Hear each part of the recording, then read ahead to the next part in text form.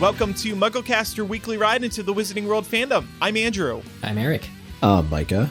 And I'm Laura. With the holiday season now getting underway, on this week's episode, we're going to look at more fan-made Harry Potter items that you can put on your wish list or maybe buy for somebody else. And we're going to look at where we can find some of the old Harry Potter memorabilia that we remember from our childhood. Some of us may still have these things. Others may have lost or sold these things. So we're going to look at how to get those classics back. Also, we do have some news, some large news actually, and we'll get to that in a moment. But first, just a couple quick reminders. All episodes of MuggleCast are now available in our RSS feed, so if you want to listen to the old ones, especially maybe over the holidays, when we are going to be taking a couple weeks off, you can just scroll far back in your podcast feed and you will find the earliest episodes of MuggleCast. Also, if you really enjoy the show, please do leave us a review. We would really appreciate that if your podcast app allows reviews. And finally, I just mentioned we are going to be off a couple of weeks over the next couple of months. We will be off next week due to the Thanksgiving holiday here in America. So we will miss you during that time, but we will be back the following week. Yes. And of course, we are thankful for our listeners more so than anything else. It's true. More so than ever, I would say, because we've been doing this for 16 years and it's so great to still have an audience and still have new people coming into the show. So we're thankful for everyone. And we're also thankful that you deal with our nonsense sometimes.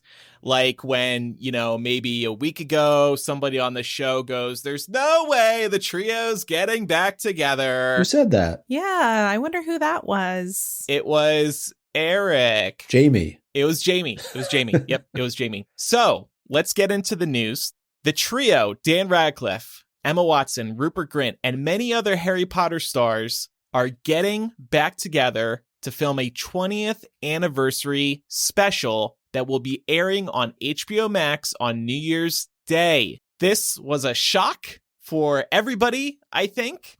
Just you. Well, okay. I mean, maybe I shouldn't say shock, but it was really big news and everybody was so excited about this because obviously the headline here is Dan, Rupert, and Emma getting back together. But they also revealed some of the other cast members who will be a part of this anniversary special. Let me read them off real quick. Helena Bonham Carter, Robbie Coltrane, Ralph Fiennes, Gary Oldman, Imelda Staunton, Tom Felton, James and Oliver Phelps, Mark Williams, Bonnie Wright, Alfred Enoch, Matthew Lewis, Ivana Lynch, and director Chris Columbus will all be a part of this special and probably many more surprises. Yeah, so I'm going to add two more to that list because I read about them in my local newspaper. I still get the newspaper. You can throw jokes at me. Jason Isaacs, who seems like a no-brainer, and Ian Hart, who played Professor Quirrell. Makes sense to get him back for Sorcerer's Stone. Right. I wonder, will Yeah. they try and superimpose Ralph Fiennes onto the back of his head? Oh, that'd be fun. Yeah. They could redo that scene because it wasn't Ralph Fiennes in movie one, right?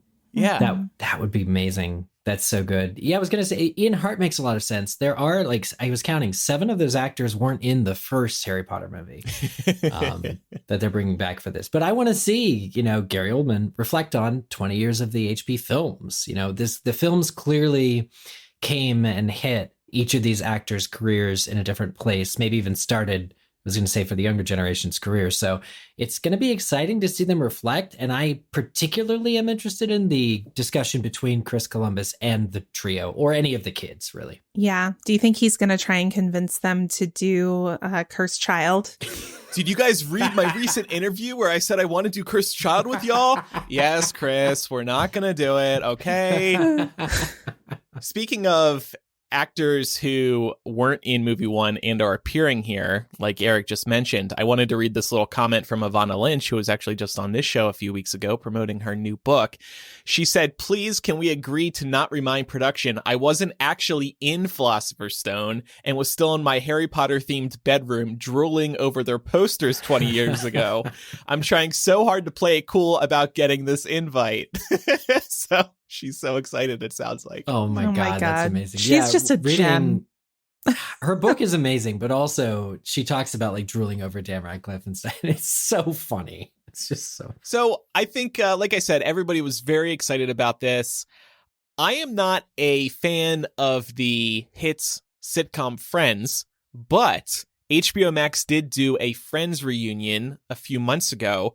I decided to watch it just because so many people were talking about it, and it was good. Like I said, I didn't watch Friends, but I enjoyed it. And if it's anything like that, I think it's just going to be a joy for Harry Potter fans. Agreed. Now, have we settled on who is actually going to host this reunion? Is it the trio of Dan, Emma, and Rupert? Is there going to be some sort of moderator there? So the Friends reunion had James Corden hosting it, which was not a good choice. He has no association with Friends. They should pick somebody associated with Harry Potter in some way. I don't think it'll be the trio hosting. There Yeah. are some Maybe names Chris too. Columbus will host. That could be interesting. When he gets to Gary Oldman, he's like, okay, and I never worked with you, but you were Yes. pretty excited. And there's interesting. 6 other people, right? Yeah. But there are some notable exceptions to the list as well. I was thinking of Warwick Davis. He could be a really good host. Mhm. Yeah. Chris Rankin. Yeah. Yeah. Because I think you have to pick somebody who has hosting experience. And I do think Warwick Davis Chris has hosting does. experience. Yeah, well, so Warwick Davis hosted at least one or more of their like park openings. I know that for sure. He's done Star Wars events too. I've been at them that he's hosted. And Chris Rankin is actually, even if they asked him, he's booked right now. He's touring the Music of Harry Potter concert. Oh, that's cool. Which is, he's posting all about it. You can read about it on his I'm Twitter. sure he'd make an exception for this. Yeah, no, I know, but it's actually like all over like Eastern Europe and stuff, and it's like multiple days a week. I'm sure he's actually like with a scheduling conflict right now. Right. That's fun. Yeah, it'll be interesting to see because I feel they do have to pick somebody, or at least somebody to interview the cast. Yeah. I guess that could be Chris Columbus, like Laura said. Well, I saw clips of the Friends reunion, and it seemed like, Matt LeBlanc and the other actors were like interviewing each other. Like, I don't even know why There were James segments. There were two. So there were segments where they were just hanging out together, and they did script reads, by the way. They reenacted scenes just around a table. I hope they do that with this Harry Potter That'd be one. amazing. With some of our favorite lines. Yeah. Mhm. But then there was another section of the show where James Corden was actually hosting and interviewing them. One of the things I know we talked about during our Slug Club hangout was, will we hear maybe from Maggie Smith? We know that she's not listed here, but would be very cool, of course, to hear from her after all these years. Also think it'd be nice if they paid tribute to both Alan Rickman and Richard Harris during this Yeah. reunion. A sort of like in memoriam in a way. I'm sure they will. I feel like that's a given. Hopefully. And Helen McCrory as well. Mhm. Yeah. The press release mentions in-depth interviews, never before seen clips, special guests, and a few extra exciting surprises along the way. So another person who is missing from this list and who isn't mentioned at all Who is it? is J.K. Rowling. Who? It'll be very interesting to see if she appears in this. I think pre-2019, she was a shoo-in. Of course, she would appear in this. Mhm. But now it's a very big question mark. I can see why they wouldn't include her in the press release because that's what the story would have been all about. That's what social media would have been talking about. I'm not going to watch this because J.K. Rowling's in it, stuff like that. If they just squeeze her in as a little surprise, like 30-second appearance, maybe they can get away with it and not receive much backlash. But here's the other thing. The trio, Dan, Rupert, and Emma, have all spoken out against Rowling's comments. So it's a little awkward if they're all together. Yeah, I'm sure she still occupies kind of like a mystic figure in their life, as being somebody that wrote the book series that changed their lives.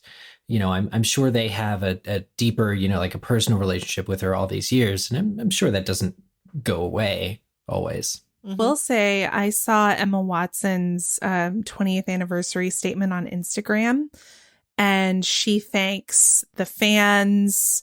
She's super appreciative of how inclusive the fandom is. She mentions fellow cast and everyone who worked on the movies. She does not mention J.K. Rowling once. Because now we got bad blood. Yeah. So See. it clearly, at the very least, in terms of what's public facing, people are being very careful. So I don't know if that's a piece of PR advice that everybody is trying to distance themselves from J.K. Rowling, which is awkward given that she did write the books. But it does seem to be a theme. Well, I'd love to hear from David Heyman specifically. Yeah. He optioned the film he would rights. be a great host. Yeah, well, he was telling us back on MuggleCast 200, which everybody should listen to also this month to celebrate, because he gave a really good interview to us.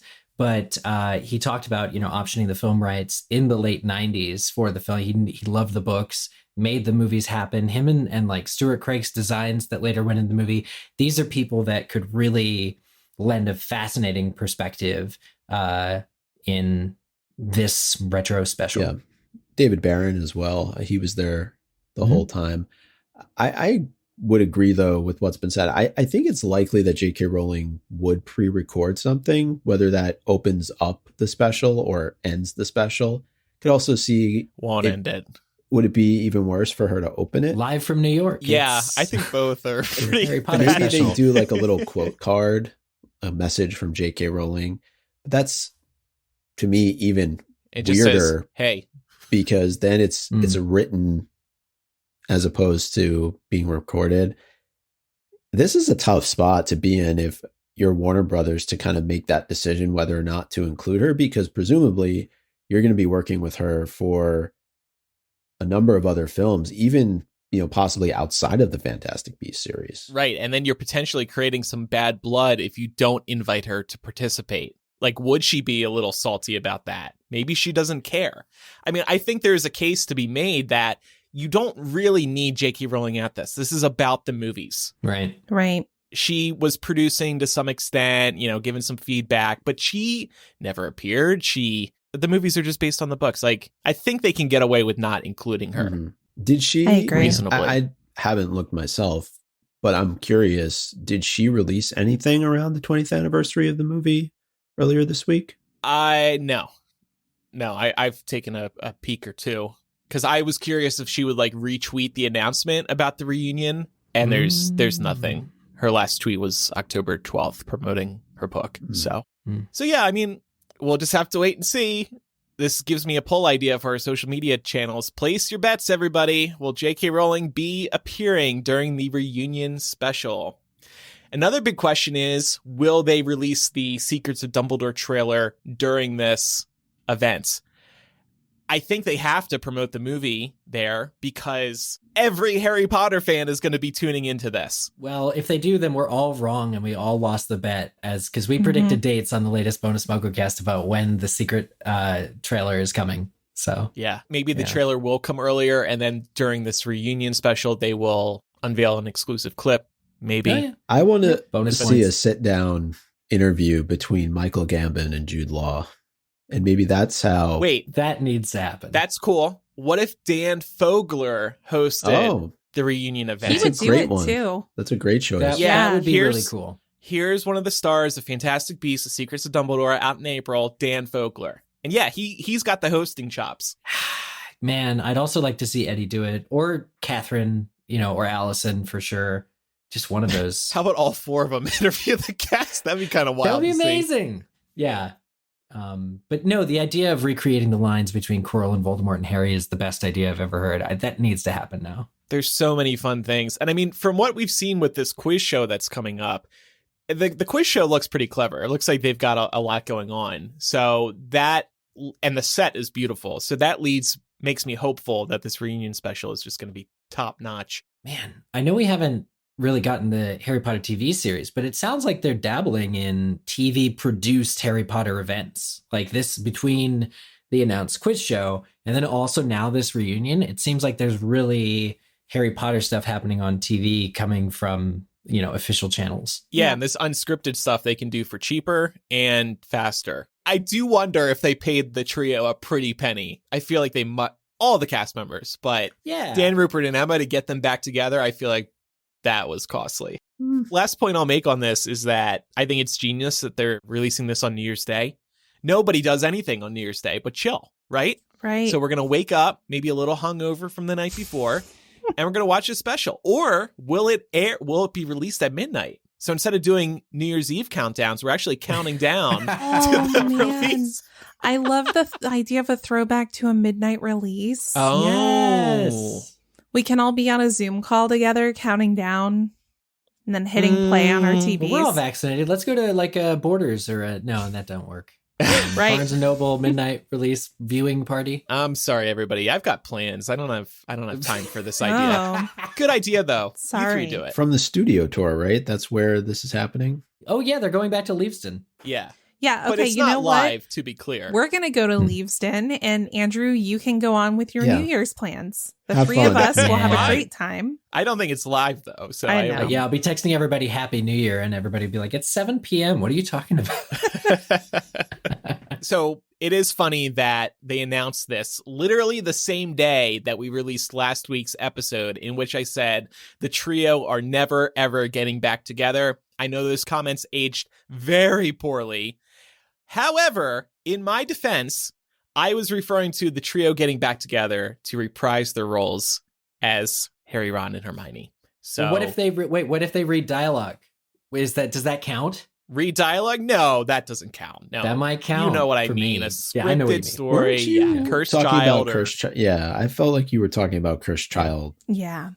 Yeah, it was specifically Right. tied to Chris Columbus's That- interview. Yeah. And look, I was just That was the context, but don't let that stand in the way of a good story. No. of It's course. a I've been splashy leaning into headline. this. Yeah, exactly. Yeah. I released a press release I on saw our your statement. It was Facebook very. MuggleCast patron. You patron clearly gave that Facebook to your group. lawyers first. and then I had they fun okayed writing it. that. That was fun. And we can clip the audio and use it however we need to. So there's that. I was just trying to make a Taylor Swift reference for all the Swifties out there because it was a big week for them. And look, I know it kind of looks like I was wrong, but I just ask you to please go easy on me. Adele's 30 is out now. All right, here's some more shocking news. So we've mentioned that the North American versions of Cursed Child were going to be compressed from 2 parts to 1. Well, the Broadway show is now open again, and one person who attended a show tweeted some very interesting information about the play.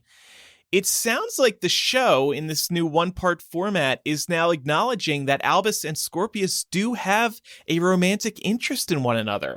This person who tweeted about the changes is named Faith, and she seems to be a big fan of the show. Plus, she used to write for Entertainment Weekly and is currently at Marvel. She said in a series of all-caps tweets, in the Patronus scene, Scorpius had his own realization and said aloud, "I'm doing this for Albus," instead of Snape suggesting it. When Delphi was torturing Scorpius with Crucio, she called Albus's weakness love, not friendship, and she looked directly at Scorpius and said love. Ooh. They cut every bit of dialogue in the final conversation with Albus and Scorpius about girlfriends and liking women and Polly Chapman, and across the board, generally a lot of the forced straight content was gone. Every line about Albus getting a girlfriend in that scene is gone. Also, after Scorpius in theory asks out Rose, he calls what he's trying to build with her a love palace, and Albus says, "Are you sure that's the person you want to be building a love palace with?" And Scorpius said, "I think so." And then the master of all, in the final scene with Albus and Harry, there is a completely new section of the script where Albus brings up Scorpius and stutters about him and says to Harry, "Scorpius is the most important person in my life. He might always be the most important person in my life." And he and Harry have this moment of realization with each other. And Harry says, "If he's going to be the most important person in your life, I think that's a very good thing." And then Harry says, "I really like him." Faith also said, "We had only started picking up on stuff after Delphi called it love, not friendship. But now we are sitting looking through the script and realizing that they cut every single line about Rose and Scorpius being romantic besides his awkward bread moment. They also cut a ton of lines where they go out of their way to call each other friends or best friends, including the conversation with Delphi about best friends/friendship. So it sounds like, Andrew, this is just the week that you got trolled. Between the trio getting back together and Scorbus, Right. which you penned a beautiful, I don't know what we call it, story. Is that? I don't know if I would call it beautiful, but yeah, a fan fiction. I'm It was to a fan sell you. fiction. What do you want me to refer to it as? An X-rated fan Oh, fiction. yeah, sorry. Massively inappropriate story for kids under the age of 25. Also, towards the end of the play, Albus brings up Scorpius to Harry and stutters about Scorpius and says to Harry, Scorpius is the most important person in my life. He might always be the most important person in my life. And then Harry gives Albus approval, and he says he likes Scorpius. He says, I really like him. Harry also says, if he's going to be the most important person in your life, I think that's a very good thing. So it really does sound like they changed up the story to lean into the idea of Scorpius. Now, here's the question. Why now? Butts and seats. Nobody's covering this, though. I don't. It's impossible to guess, right? Why they did this, but I'm glad that it really does seem to be the case. Like this is well reported. Somebody who knows how the show went the first time, talking about how it changed. It's substantial. Like Rose no longer flirts with Scorpius a bunch. Yeah. That's huge. That just always felt weird to me anyway. And you're right. I mean, when you first saw Cursed Child, Andrew, you and all audiences, a lot of us felt that relationship between Albus and Scorpius was absolutely hinted at and totally realistic and totally there. Only and then they no-homoed it. Yeah, sorry. To not be acknowledged at all. And now it seems like they've just gotten a little bit more chill about it. Yeah. Because the writing has always supported it. I was going to say, exactly to your point, Eric, it sounds like these characters just have and always have had a natural chemistry that exceeds the bounds of platonic friendship. And based on what I've heard from everyone who's seen the play, it felt like they were trying to force these characters into the box as being straight. And now they're letting them out of the box, out of the closet, as it were, and letting them be who they are, letting the characters exist naturally. It makes like way more that sense. Line about Polly Chapman was such a throwaway. Like, who's talking about Polly Chapman? Like, sure, Albus is way into her. Like, I seriously wonder if they didn't see the relationship between Albus and Scorpius, the sparks, so to speak, that were there. And then the play opens up, and then people start talking about it. The viewers start noticing it, and they're like, oh, wow, we totally missed that.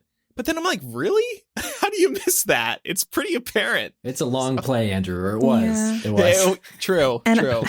I feel bad saying this. I always like to assume positive intent, but the question does occur to me, did they let this out of the box because of all of the negative reaction to J.K. Rowling and her comments over the last couple of years?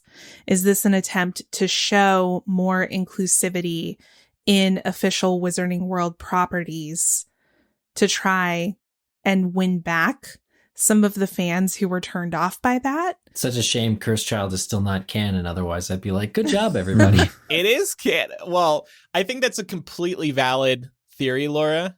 I could see that too. Speaking of canon, though, Eric, so over in the UK and in Australia for now, Australia is going to go down to one part, I read, I think next year. That still has the original story intact. The two-part play still has the original story intact. So what is canon now if these two plays are telling different stories? I know Scorpius isn't the biggest part of the play, but it's a pretty significant element given these two are best friends and it stars these two. I think it's what you want it to be. And kind of going off of what Laura had said earlier, I'm wondering if the whole Dumbledore Grindelwald storyline also gave them a bit of an opening to explore this, where otherwise maybe they were a bit hesitant to do so.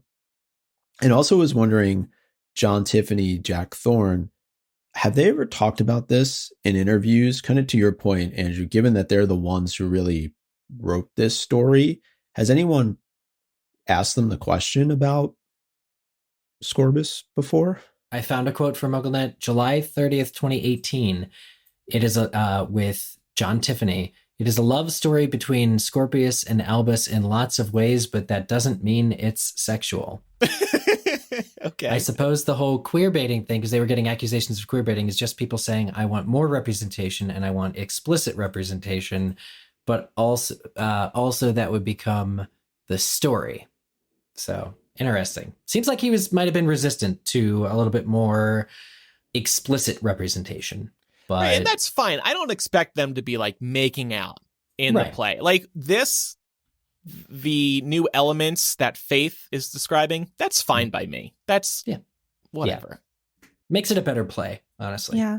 Yeah. The fact that we have two different versions of the play currently in existence, and it calls into question what's canon and what's not.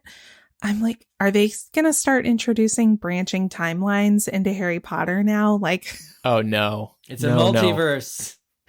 I mean, it's really successful for some other big properties. I wouldn't blame them for seeing the potential there. So in the North American version, they like shifted time 5 extra minutes. And because of that, they actually started having feelings towards one another. I guess so. Okay. It's nice to see. I wish it was there from the beginning. Yep. All right. So we are going to finally get to our gift guide today. But first, we have a new sponsor here on the show, and they are perfect for feeling cozy in the common room this season.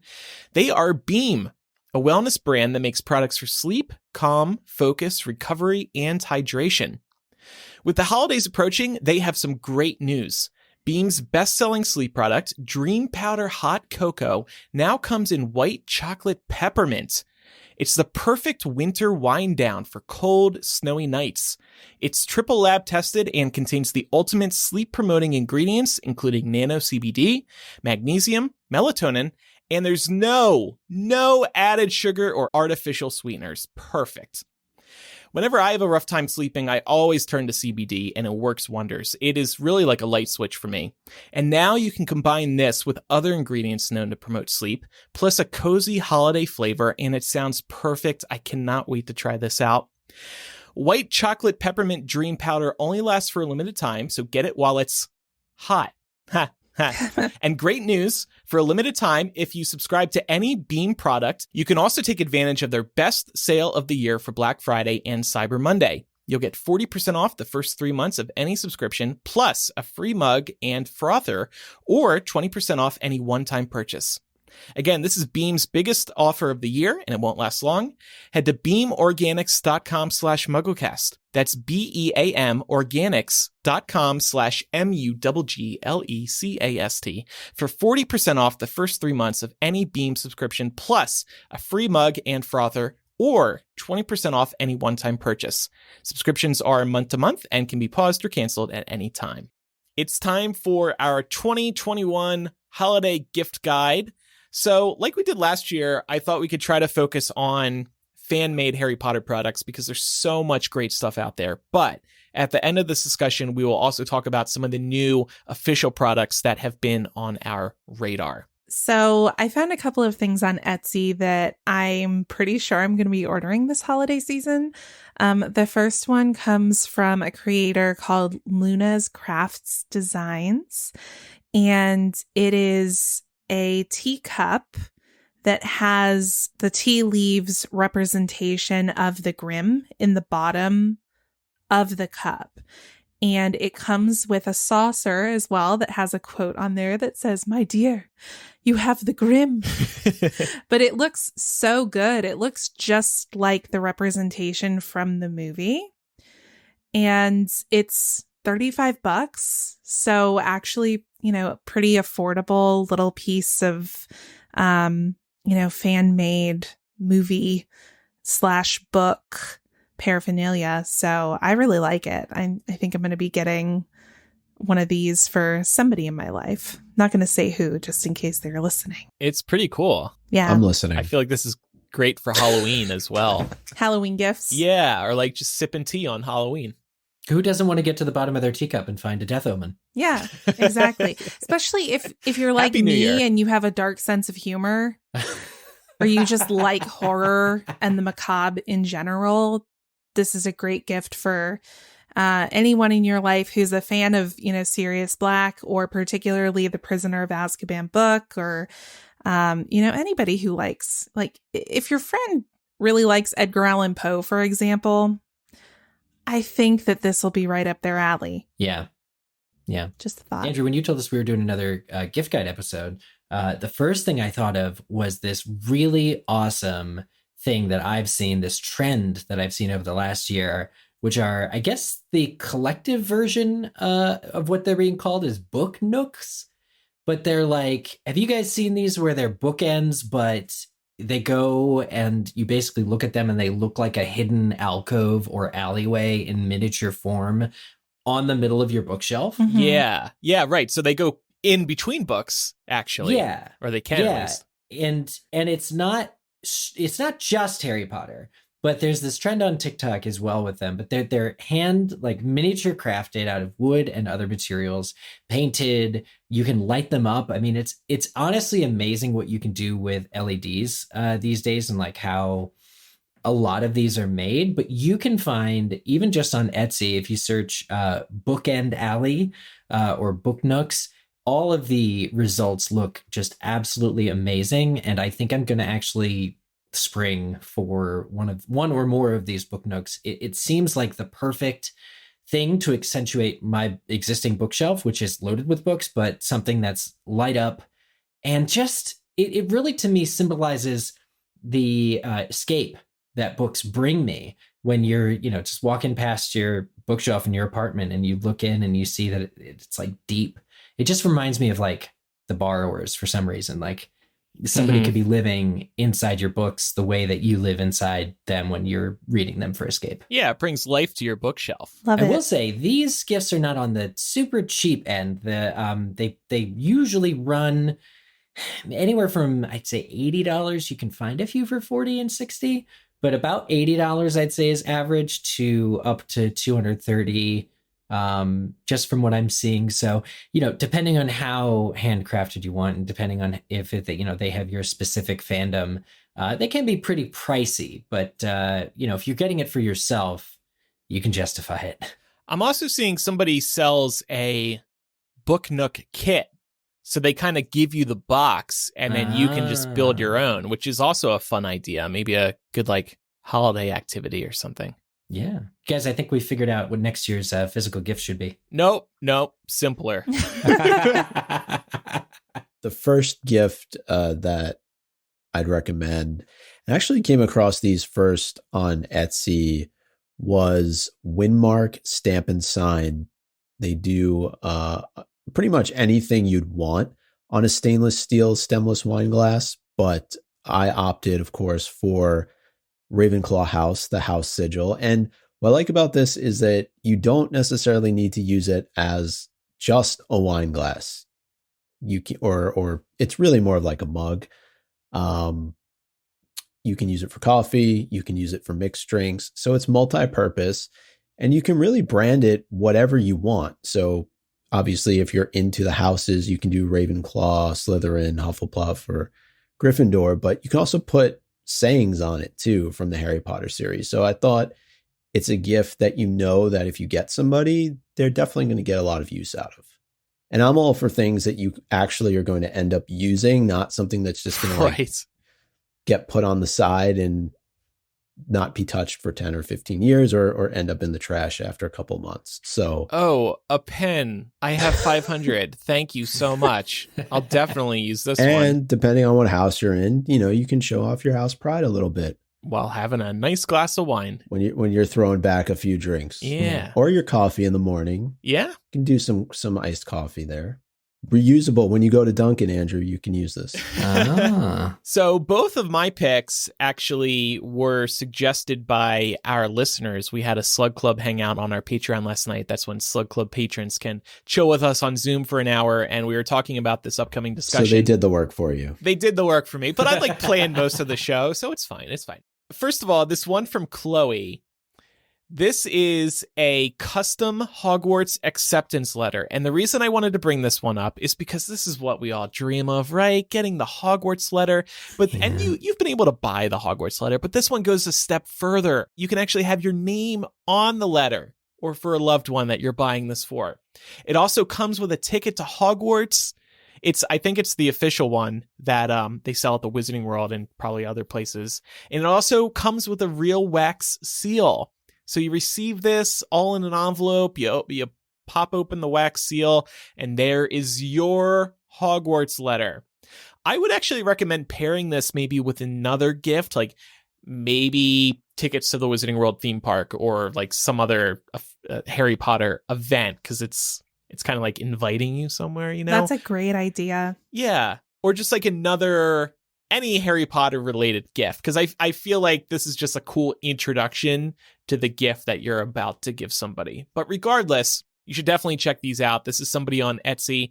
And by the way, when we mention these Etsy ones, you can rest easy when it comes to the quality of these products, because you can see the reviews. Like this one, for example, 4.9 stars with 681 reviews. That is my first pick. And thank you again, Chloe. So I used Chloe's idea, but I explained why it moved me so much. I want to buy all this stuff, honestly. It's true. Every time we do one of these, I'm like, I'm just going to feel it on the wall. I'm just sitting here filling up my cart. I'm like, okay, yes, I need this. Add to cart. My second recommendation is from, it's also Etsy, a creator called Serena Teal Designs. And they are Harry Potter themed engraved Apple Watch bands. So for anyone in your life who has an Apple Watch and would like to put their own custom spin on that, these are really cool. They have engravings of Harry's glasses, the platform 9 3/4 sign, a Hogwarts letter, a broomstick, the Deathly Hallows symbol is on there, an owl is on there.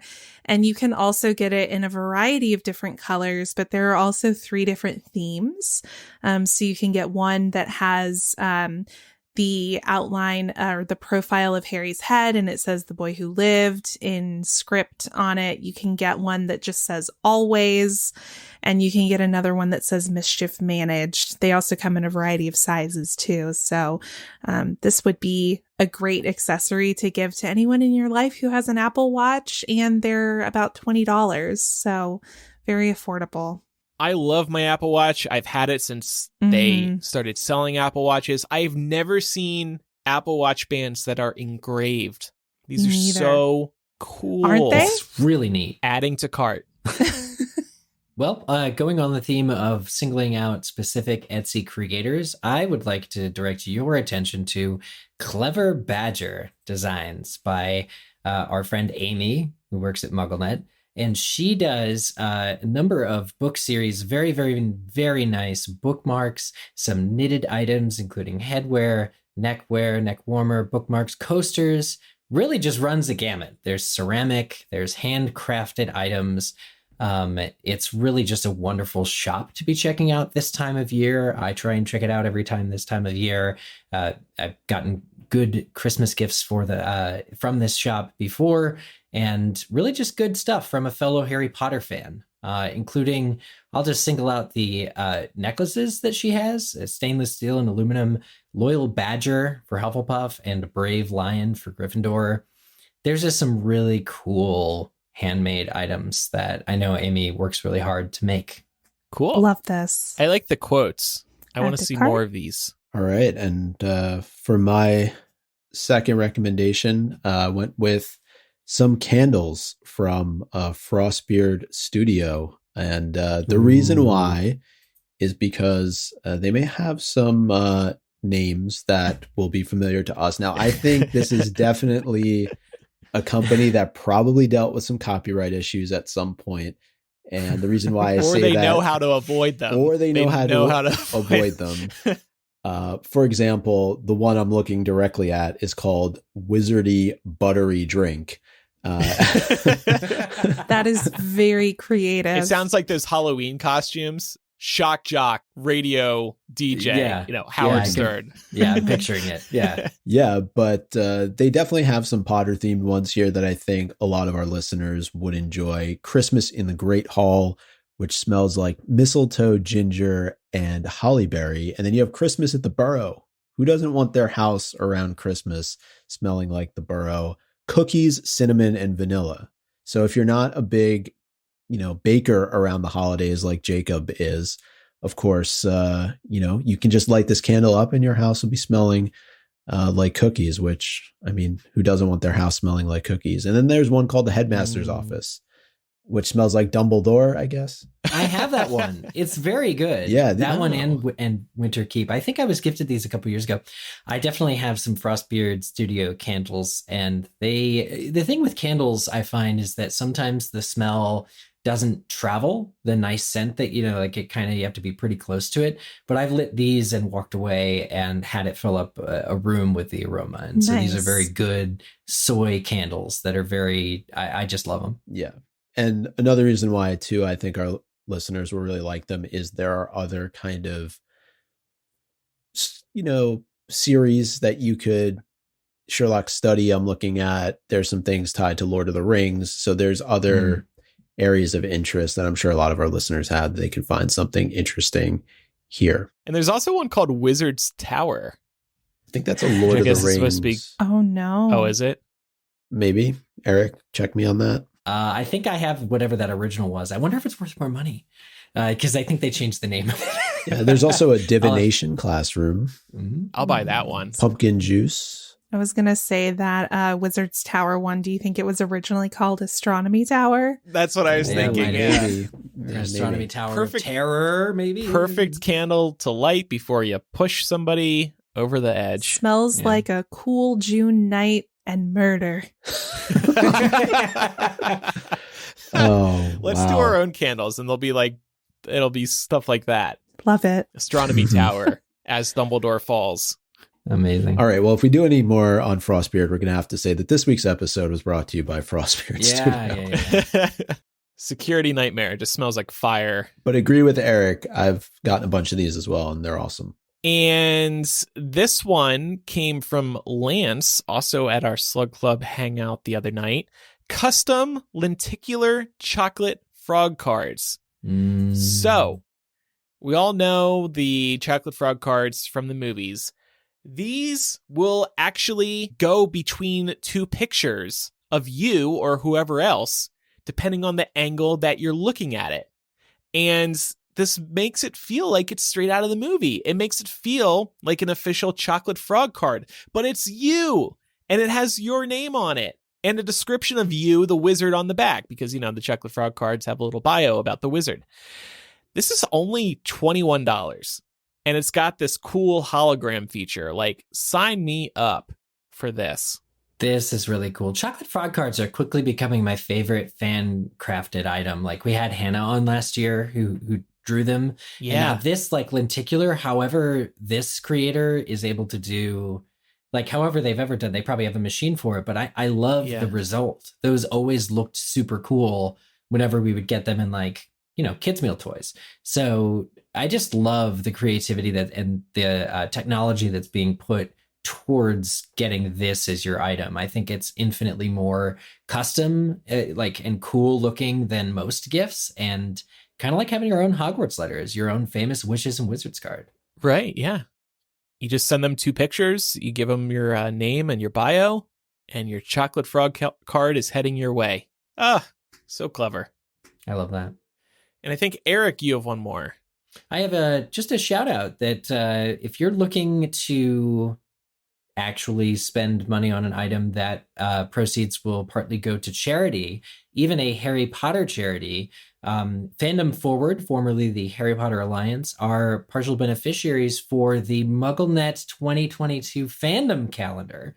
And this is actually this year, the calendar, which they've been doing since about 2012, 2013, has fan art as the monthly items. And the artists are all from Instagram and credited to become this year's every month. And MuggleNet has been doing these calendars, like I mentioned. So they've compiled all the dates, and it's a number of important dates in the wizarding world, not just book release dates, movie release dates, actors' birthdays, creators' birthdays. There's just a ton of cool wizarding events. and they're about $20, and a portion does go to Fandom Forward, formerly Harry Potter Alliance. So I would recommend giving the gift of time in calendar form to your friends this year. Great rec. All right, cool. Moving forward in our discussion, I wanted to do something a little different compared to what we did last year. So I was thinking about how, as kids, we probably had a bunch of different Harry Potter memorabilia, and maybe it got lost, or we decided to sell it, or it broke, or whatever else. And I guess this idea is also inspired by the my big purchase earlier this year, the vibrating Harry Potter broomstick that I've been talking about for years. Another question I wanted to answer here is, if you don't want to support J.K. Rowling / Wizarding World Inc. right now, where can you put your money besides fan-made items like the ones we just mentioned to get some cool Harry Potter stuff? So I thought, let's go looking on eBay for some old school Harry Potter merchandise, maybe merchandise that we used to have, and we'll start with that first. And then we'll get into some rarer stuff we found on eBay. And I said, if price was no limit, what would you buy? Because some of this stuff is pretty expensive. Laura, what did you find? So I found a blast from my past. I love it. I found the 2000 to 2001 student planner that was Harry Potter themed. This is before the movies were out, so it's all original artwork featured in this planner. I remember I had this thing in the 6th grade, and it was so glossy and beautiful, and all of the art was just gorgeous to look at. And I was the envy of like all my friends, because they were always like, oh, it's such a cool planner, and people were always like taking it from me to look at it. Even teachers would come and be like, oh, can I look at that? I was like sitting here thinking earlier, what do I want to promote for this segment? And I was like, God, I remember that planner. I remember how much I loved it. And I wanted to see if it was on eBay. And to my surprise, there it is. That's why I love eBay. Everything's there. I know. I've never heard of Sedco Publishing Company, which it says on the back of this planner, but man, good on them for getting the licensing rights to this. Yeah. Like way back when, like prior to the first movie, like you said, this artwork is sending me. Yeah, This it is. just- But what's interesting is on the back, there is a Warner Brothers trademark on this. Ooh. So rights were definitely in their hands by that point. But I guess because the films had not been made, there was no official casting. They didn't have any other material to draw from. So they were able to go for original artwork. Yeah, that's a great find, and it's unused. So, Laura, you could buy it and then maybe wait for a year in which the calendars would align, because this was for the 2000-2001 school year, you know, with like the days of the week. Yeah. Eric, what did you find? In terms of something I had and I no longer have, I definitely thought of this item, which the reason I don't have it anymore is I think I left it at your apartment, Andrew, and you moved. But it's the old Mattel vintage board games. So speaking about that classic artwork, they did this like a series of board games. I keep getting surprised because I see one that I've never seen before, but all with like old school art, old school directions. I'm thinking of Harry Potter Mystery at Hogwarts, Harry Potter and the Sorcerer's Stone Family Trivia board game, and also the one I haven't seen before is Harry Potter Diagon Alley board game, a magical race of spending, scheming, and spell casting. Wow. So many. Yeah. These board games were designed, again, prior to the first movie or right around that time, and the artwork on them is really amazing. The trivia game is a lot of fun. It's like just the stuff from Sorcerer's Stone, Philosopher's Stone. It's actually just fantastic. All of these are great. And both eBay and also Half Price Books has had these. Like I went to Half Price Books and they have a small section of board games, but more often than not, you can find some really good vintage, like these Harry Potter board games are always in stock there, weirdly. Yeah. I remember you brought those board games over. I don't know where they are now. I'll have to look around a little bit. Maybe I feel like I donated them. And I think I asked you, like, are you okay with me donating these? Maybe. Yes. I was not accusatory. I think I played it and it was the Quidditch pitch game, I want to say. There was a Quidditch pitch and Yeah. It was a lot of work to set up, so that's why It I was just was. like, oh yeah, let's donate. And we were also like, we're not 8 years old anymore. Do we really want to play this I game? know. It's That's for, what it's Micah for and I ages said. like 8 and up. Yeah. So, yeah. But anyway, these are classic.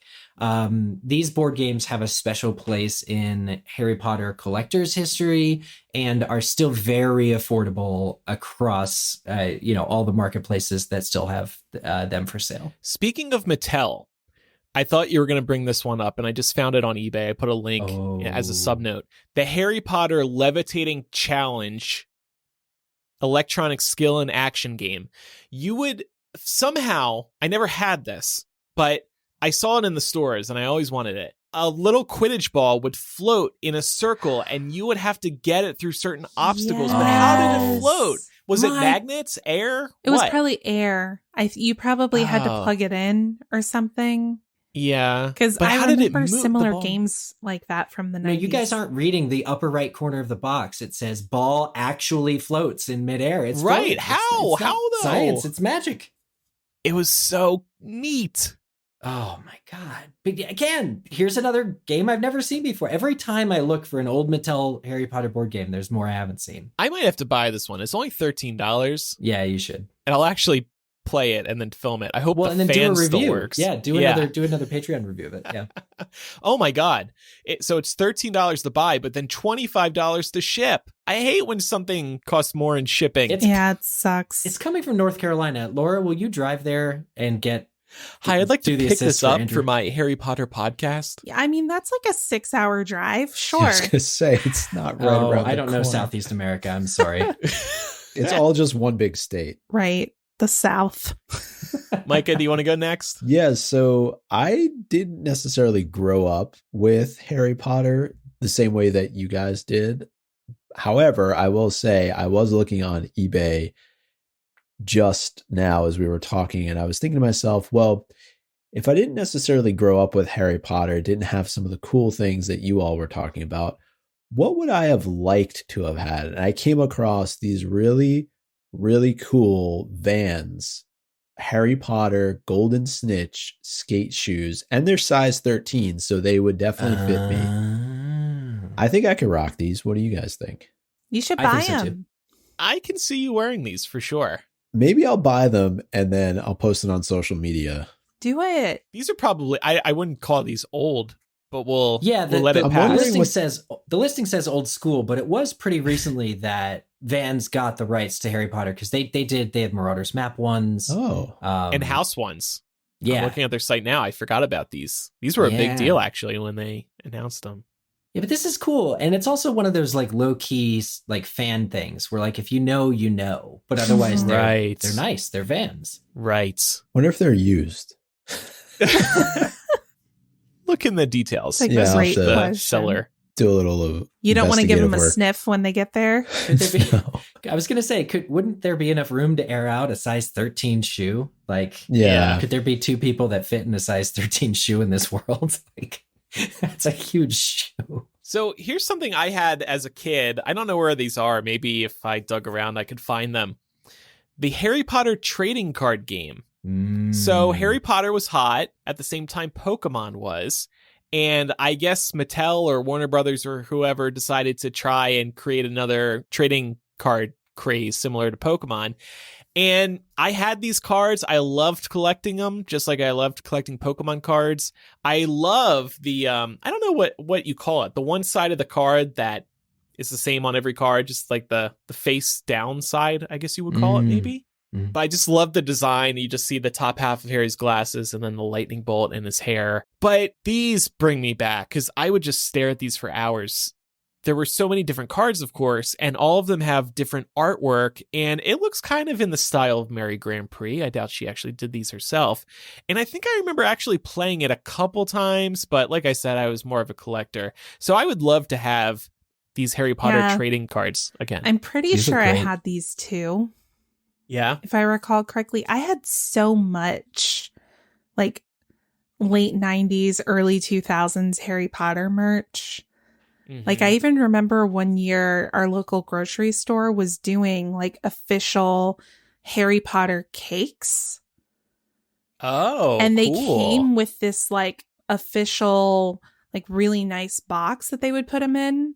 And it had like the logo all over it and everything. And I got a birthday cake from there one year, and it was Quidditch was the theme on the cake. So it had plastic pieces to be the hoops sticking out of it. And the cake was decorated like the pitch. It was very cool. You don't still have the cake, do you? No. It was very delicious. Okay, 'cause that's bad. I did keep the decorations for a very long time. You know, they were plastic, of course, so it was fine. But I have no idea where they are now. Yeah. I also wanted to mention, I'm surprised I don't think anybody's mentioned this yet, but Hallmark, the store here in America, did so much official Harry Potter merchandise. I had so much of it, in part because my grandma worked at Hallmark, but also we had a Hallmark near us in our hometown. And man, I'm very proud to say I still have a lot of that Hallmark merchandise, including Harry, Ron, and Hermione bookends. So on the one side, you see Harry opening the portrait door, and you see the fat lady on the other side, and he's walking in to the common room. On the other bookends, you see Ron and Hermione having just stepped into the common room. Ron's in a chair wiping his forehead because he's exhausted. I guess they just, got back from sneaking around or something, or running away from Fluffy. I don't know. And Hermione's coming through. Like I said, I still have mine. They're a little beaten up. Harry's head broke off, unfortunately, and I think somebody's hand broke off. I glued them back. But evidently, these are pretty rare. These are pretty pricey. I see buy it now for $120 on eBay, $134, but they are beautiful and so well made. This Hallmark stuff is just aged amazingly. Like, you still look at the stuff and you don't say like, oh, it's tacky, it's 90s. It was really well made stuff. Yeah.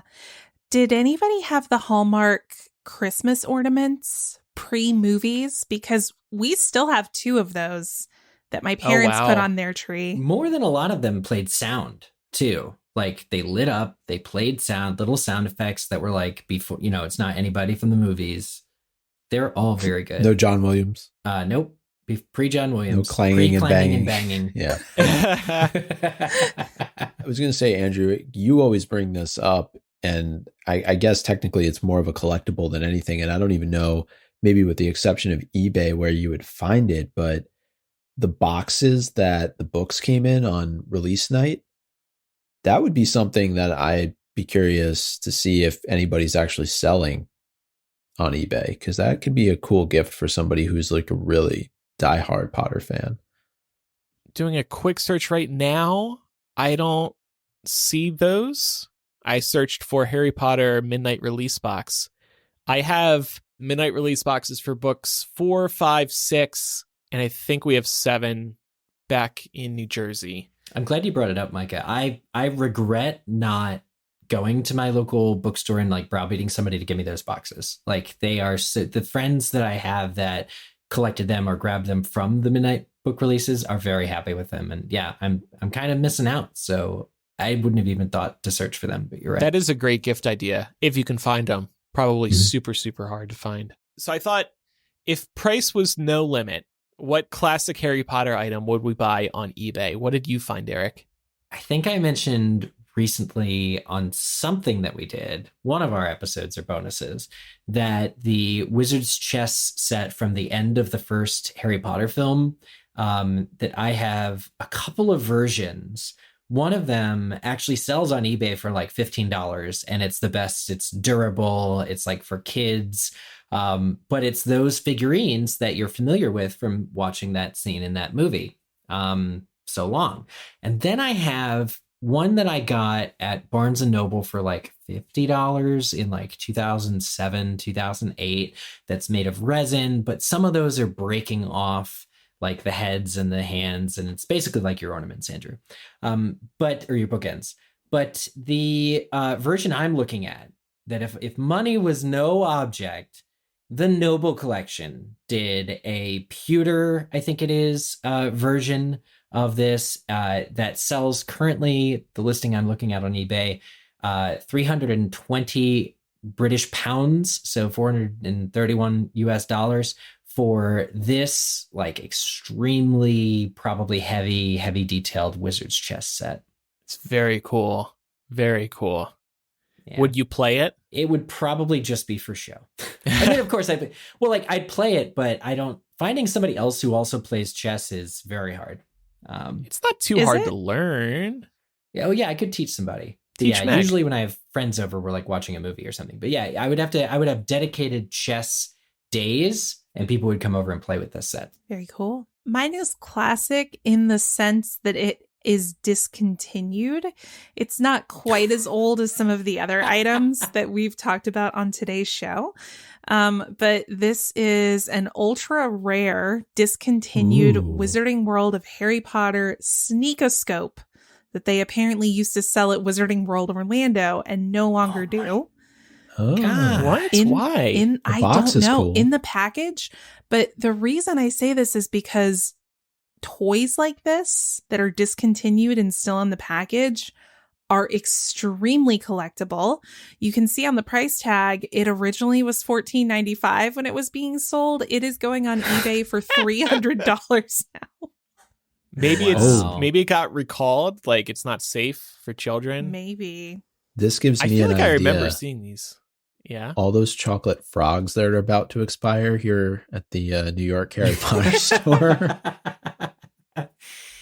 Well, yeah, remember when the Wizarding World just opened in Florida and it was just Hogsmeade, and Honeydukes had to share half of its space with Zonko's. Yeah, like the other side of it. And that was where they sold this, like right when they first opened. I never took a second look at it, and now I'm wishing I had, because I was too focused on and perplexed by Duck on a Bike. But yeah, the sneakoscope looks great. Yeah, very cool. It really does. Micah, you have to go last because you have the most expensive item. So I'll go next. This is something I'm very proud to say I actually still have, but it's quite expensive, and that surprised me. So I might have to put mine on eBay. There was, again, from Hallmark, this was from the year 2000, a Rubius Hagrid figurine, but he's holding Norbert. Actually, I don't have Norbert, so mine's probably not worth any money. But he's got like sausage links hanging out of his pocket, and he's got a big beard, and he's got a nice jacket. And it's, again, the Hallmark stuff is so detailed. Here's something that has so many details. I think it's a little over a foot tall. And, he's stocky because, of course, he's Hagrid. I used to have this out in my childhood bedroom, even up until I was like 18. And I would always comb his hair back because for some reason his hair would get like a little disheveled. Well, that's right. Right? I mean, right. Yeah. But I just liked kind of like petting him and pushing the hair back. It's very soft looking. Yeah. It's very responsible of you, Andrew, to, Yeah, I'm taking care of him. He was like my own like Barbie. Basically. But this thing's $400 on eBay. Wow. It says should we get a rare pre-movie. Should we get a 4K television or this Hagrid doll? Let's figure it out. Right, yeah. By the way, if you guys scroll down a little bit and look at the related items, you can see two other Hagrids with the disheveled hair. It must just like naturally become a mess. Just like the character, like you said. Need some Sleek Easy's hair potion on these guys. Yeah. And by the way, while I was browsing, there's like this related items widget, and you can see other Harry Potter stuff. Look at this one. It's a Lord Voldemort action figure from Sorcerer's Stone, but Voldemort's face is green. He looks like the Wicked Witch of the West. Like, why is his face green? Oh, wow. I thought that was so funny. It looks like Professor Quirrell got the wrong every flavor bean that he didn't want, and it's made him sick. I guess because they're thinking that's evil. Yeah, it's like evil Slytherin bad guy. They're trying to differentiate him because if his face wasn't green, how would you know it was Voldemort otherwise? Is Voldemort not on the back of his head though? Because that's not Voldemort, that's Quirrell. It looks like is. Quirrell, if you look at so click on the image that's the back of the box, it says Professor Quirrell's head turns to reveal you know who. Okay. Oh yeah. Oh, okay, yeah. So that's Voldemort, and then the other side is a white face, and that's Quirrell. Wow. They're both green. It looks. Maybe yeah. Is there like a light or something that changes the color of the face? Maybe it got caught during the picture. Maybe it's a rare misprint. It's no, not I think UV they just plastic. wanted to make him look more creepy. Maybe they didn't have any references for Voldemort. Maybe. Because like this, maybe the special effects weren't done by the time they had to make the toy. Yeah, just put a green face on him. All right, Micah, what is yours? Yeah, so eBay is my new favorite site here. Going and doing a search on It's so fun. some really kind of classic, old school Harry Potter merch. And I came across Dumbledore's watch. So Ooh. I think this is the take on the pocket watch that he carries with him, that when it opens up, it has all the planets kind of moving around. And this retails for a whopping $4,500 US dollars. So I'm thinking it must be the watch he was wearing when he fell off the astronomy tower. That's the only way it could get that kind of money. Yeah. But wow. I'm curious what has led to it being so much. It says limited edition. Yeah, they only made 1,200. But It's all the hands. Each hand costs $385. It is very detailed with all those hands. it is. The picture isn't the best. Who's the manufacturer? Was released at the time of the first movie. Yeah, so I wonder where they sold it. Like, how did you get your hands on this? Oh, brand name Seiko, Seiko. Probably pronouncing that wrong. Oh, yeah, they're a watch brand, I think. Yeah, Interesting. there must be a more interesting story That's crazy expensive, though. here. It is. Yeah, do we want to buy a car or this Right. watch? Right. A down payment on a car. That's a heck of a find. All right, so I thought to give people some other ideas for gifts, and of course, again, please go on eBay, just start searching for random Harry Potter stuff. You'll find all of it, and it's really fun to browse. And people take good photos, so you kind of can take yourself on a little history tour. But I wanted to give people other ideas for what to get friends and family for Christmas that's Harry Potter related, and I thought of Cameo. So I think most people know what Cameo is. You can pay a celebrity to record a custom video for you or somebody else. You can say, hey, Oliver Phelps, my friend Laura is turning 25 next month. Thank you. Could you please record a happy birthday message for Laura? And then he records it. Then you share it with Laura. And then it's so cool because Laura is getting a custom greeting from Oliver Phelps. And, you know, Oliver will say her name and talk to her about her birthday. You know, it's pretty neat. So there are a bunch of Harry Potter actors on Cameo. Now, And Andrew, I just want to say, like, we have gone and used Cameo on this show before. We reached out to our good friend Chris Hansen from How to Catch a Predator, and That's right. we had him talk to Tom Riddle about his issue yeah, take a seat right over with there. taking Ginny into the Chamber of Secrets. I forgot about that. There are so many good actors like that you would getting in touch. Cameo is such an awesome thing that could not have existed the decade prior, you know? Yeah. Because so many of these stars, like now everybody's got a cell phone and they can record and send and upload easily. But you can get David Bradley, you can get, you know, Dan Fogler, you can get, you know, all these actors now that are just like, they'll create a personalized message. It's amazing. Yeah. It's amazing. And Now- a lot of them on Cameo know that you want you want them to embody or talk about their role in the thing that you like. Yeah, and what's cool is you can also click into somebody's profile and you can see the other videos that they've made. So you can get a sense of if buying a video from them is going to be worth your money or not.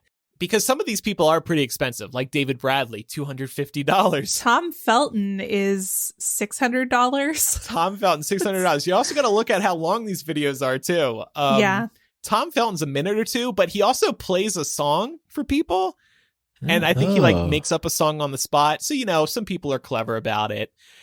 And yeah, 600 is a lot for Tom Felton. But if you're a big Tom Felton fan, I get it, you know? Yeah. Sean Biggerstaff, $50.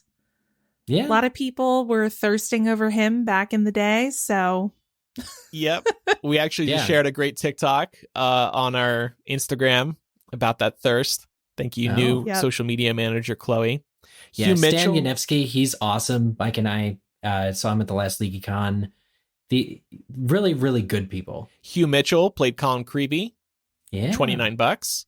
a MuggleCast listener himself, Rohan Gotobed. He's on here, $15.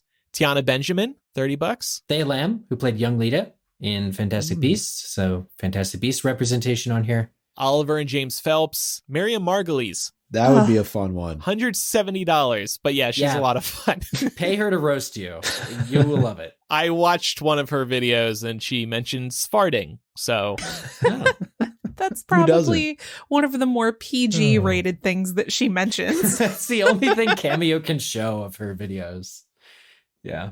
Josh Herdman, who played Goyle. So yeah, there's some people on here. I know Bonnie Wright has been on.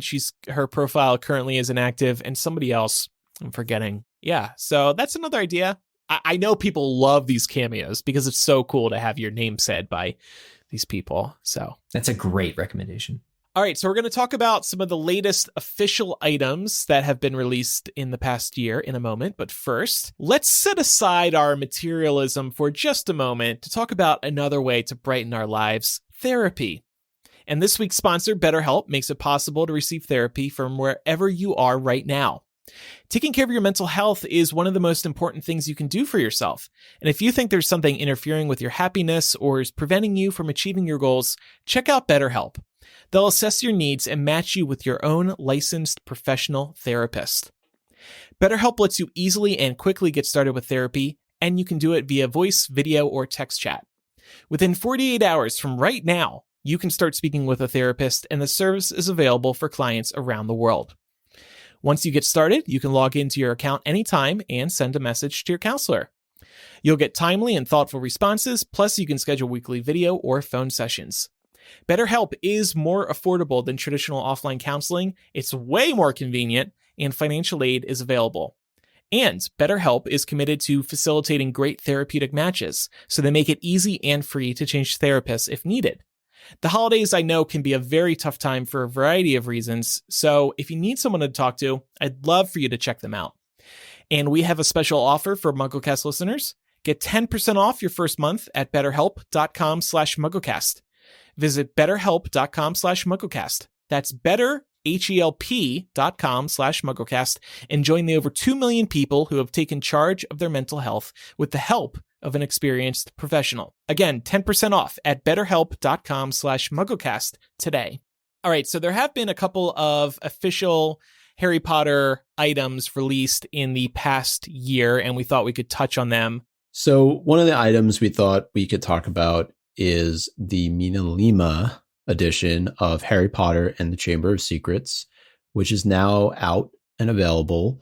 And we talked about it when they released the Sorcerer's Stone edition, and they just do amazing work. I mean, the things that they created for the films have such amazing detail to them, and they've really taken that and applied it to their own versions of Sorcerer's Stone and now Chamber of Secrets, and presumably they're going to continue to do this with the rest of the series. I know that creates, a little bit of indecision maybe amongst people if they've already started to collect the illustrated editions of the Harry Potter series, which I believe we have Order of the Phoenix due out next year. So it gets to be a lot. Part 1. But part 1, yes.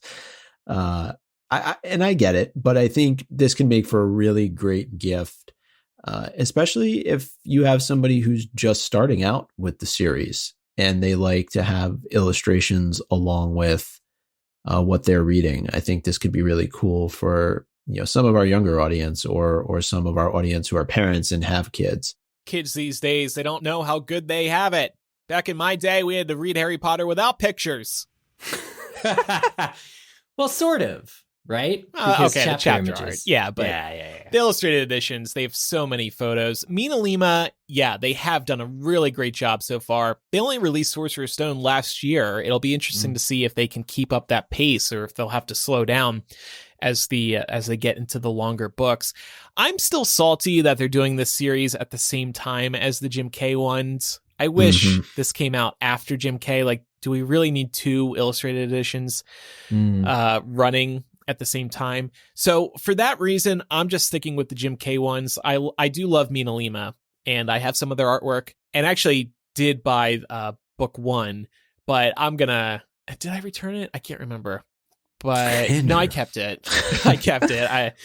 My significant other wanted to keep it. I wanted to return it. But anyway. Damn right. And it's out. It's available. You can order it right now. It came out on the 26th of October. Yeah, I can't believe I missed that release. Yeah, I think we all kind of missed it. I don't think there was a whole lot of publicity around it, to be honest, from what I remember. I saw it at Target, but I'm not buying it. So Keep it to yourself. Kept walking by.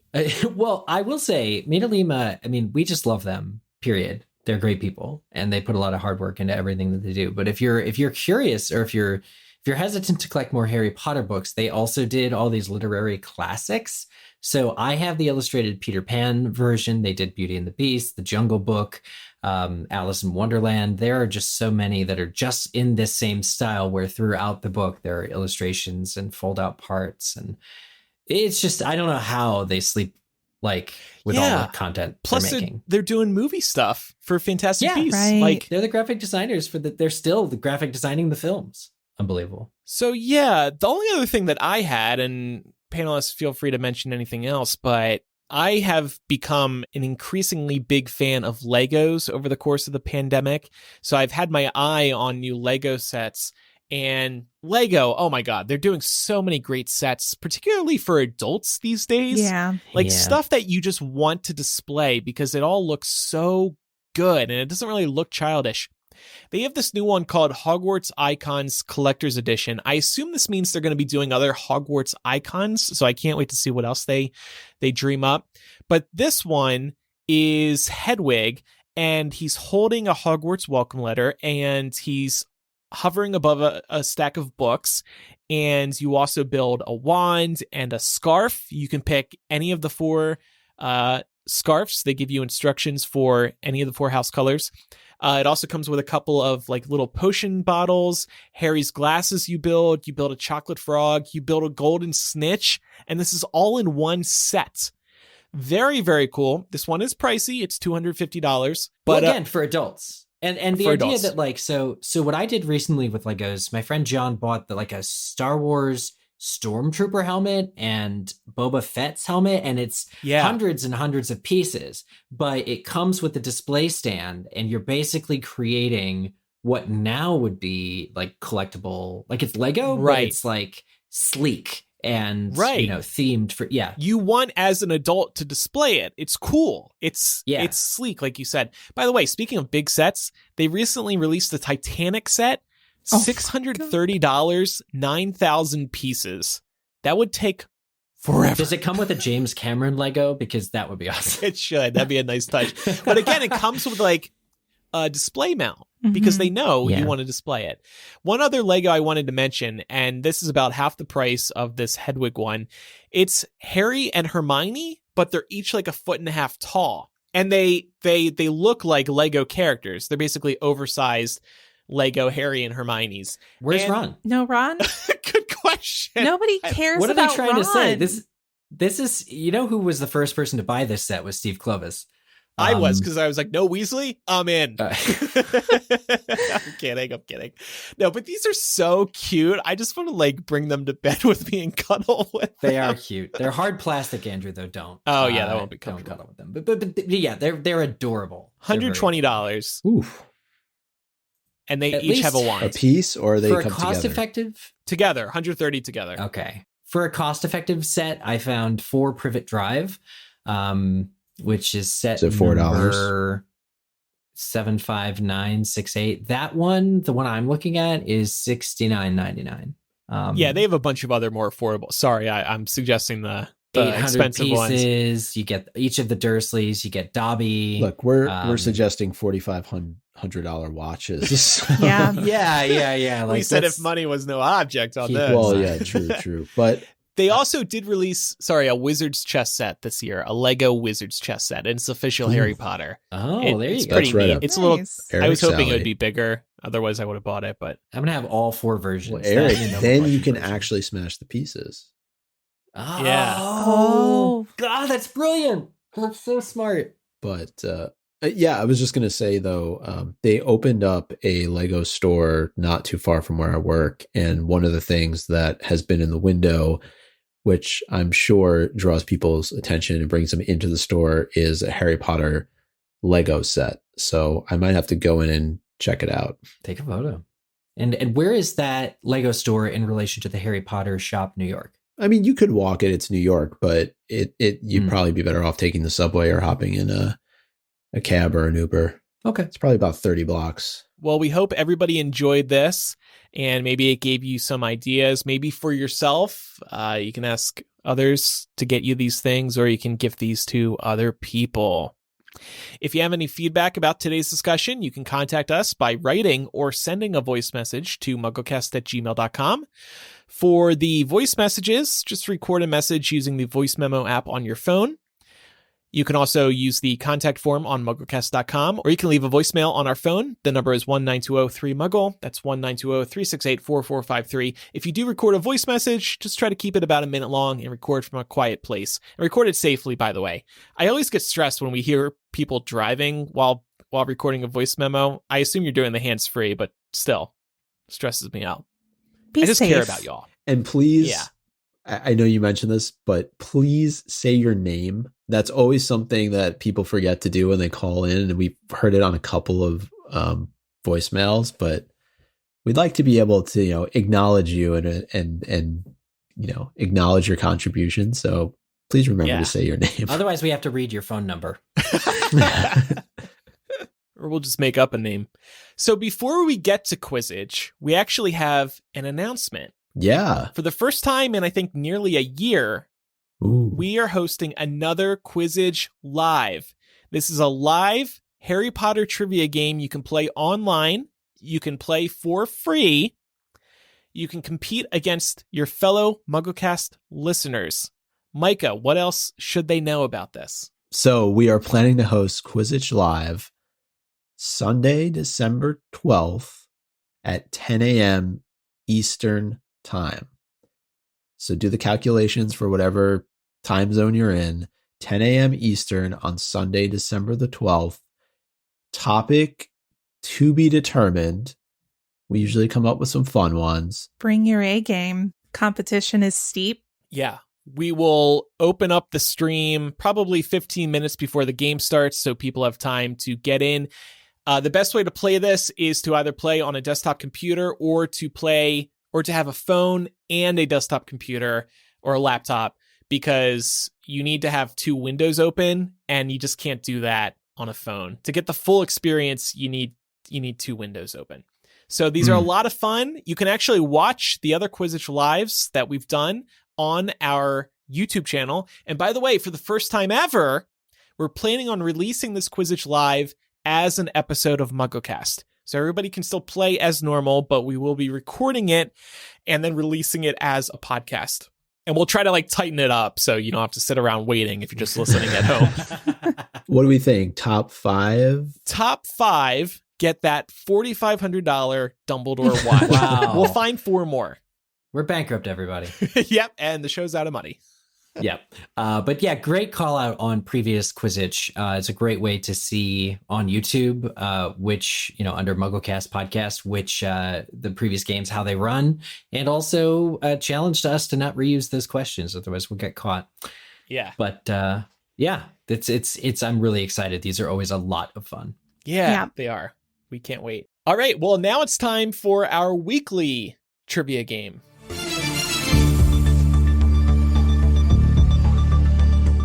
Last week's Quizzitch question: what was the first movie directed by Chris Columbus, which co-starred a young Vincent D'Onofrio as the Norse god Thor?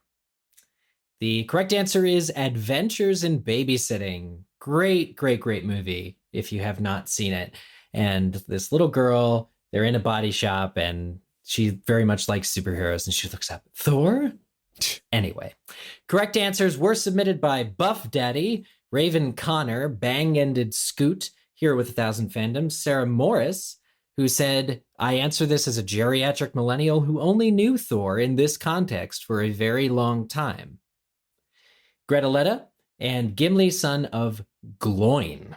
So congratulations to everybody who got the right answer. And here we go, next week's question.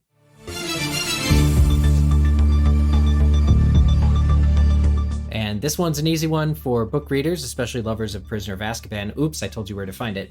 What 14th century witch enjoyed being burnt at the stake so many times that she did so at least 47 times under different guises? It's a fun book one, throwing it back. And submit your answer to us on MuggleCast.com using the Quizzitch button or MuggleCast.com/Quizzitch. Submit your answers there. Sounds good. By the way, we have a new social media manager. Her name is Chloe. She's off to a fabulous start. Follow us on Instagram, Twitter, and Facebook. We are MuggleCast on all three, and you can see what she's up to. We're going to be doing stuff that we've done before, but that we have been doing, but we're also going to shake the social media channels up in a bunch of different ways. There's a lot more TikTok on our Instagram already. I don't know if I should say that. Yes. Is that attractive to people? Yeah, I think that's going to be very attractive. We can start curating content that you because TikTok's really hard to navigate. So let Chloe do it for you. Yeah. I don't like using TikTok. So now she's just repurposing, bringing TikToks over to Instagram, which works great for me. Y'all, Love it. I waste so much time every day scrolling TikTok. Is it wasted if it brings a smile to your face, Laura? No, you know what? That's right. You're so right, especially during these trying times. Yes. I invest. That's what you should say. I invest so much time. I invest many hours in scrolling through my For You page. All right, well, that concludes this week's episode of MuggleCast. Like we said, we will be off next week. Thank you again, everybody, for being a listener. We really appreciate it. We're thankful for you, and we'll see you in December. I'm Andrew. I'm Eric. Micah. And I'm Laura. Bye, everyone. Bye. Bye.